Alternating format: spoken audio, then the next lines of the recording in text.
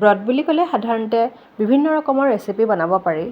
যিহেতু আলু বুলি ক'লে ব্ৰতৰ আলু ৰেচিপি ইতিমধ্যে আপোনালোকে দেখিছেই চাগে, ডাঙৰ আলুৰ ৰেচিপি। আজি ভাবিলোঁ মই অলপ টুইষ্ট এটা দিওঁ, ইউনিক ৰেচিপি এটা আপোনালোকৰ লগত শ্বেয়াৰ কৰোঁ। সৰু আলু দি দিছোঁ। এতিয়া ঘিত জিৰা ফৰণ দিছোঁ। আপোনালোকে জিৰা নাখালে স্কিপো কৰিব পাৰে। লগতে কাৰী লিভছ দি দিছোঁ আৰু গুটি আলু দি দিছোঁ। আপোনালোকে গুটি আলু সিজাই পেলাইও দিব পাৰে।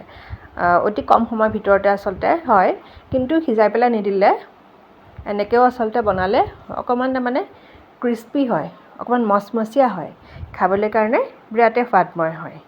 এতিয়া মই আন্তাজমতে নিমখ দি দিম আৰু অকণমান সময় ঢাকন মাৰি থৈ দিম। ইয়াত মই হালধি ব্যৱহাৰ কৰা নাই, যিহেতু ব্ৰতৰ ৰেচিপি, গতিকে মই হালধি ইয়াত ইনক্লুড কৰা নাই। এতিয়া মই এক মুঠি বাদাম লৈ লৈছোঁ। আপোনালোকে বিশেষকৈ আলু যিমান দিব সেই পৰিমাণেহে আচলতে বাদাম দিব। আলু যদি অলপ সৰহীয়াকৈ হয় তেতিয়া বাদাম তাৰ আধা দিব, আধা মানে 1/4 দিব, তেতিয়া খাবলৈ সোৱাদময় হয়। এতিয়া মোৰ বাদাম দিয়াৰ পাছত আৰু অকণমান সময় ঢাকন মাৰি থৈ দিছিলোঁ। ৰেডি হৈ গ'ল, মচমচীয়া হৈছিলে, ৰংটোও দেখিবলৈ সুন্দৰ হৈছিলে। লুচি, পৰঠা, শুকান ৰুটিৰ লগত এনজয় কৰিব পাৰে।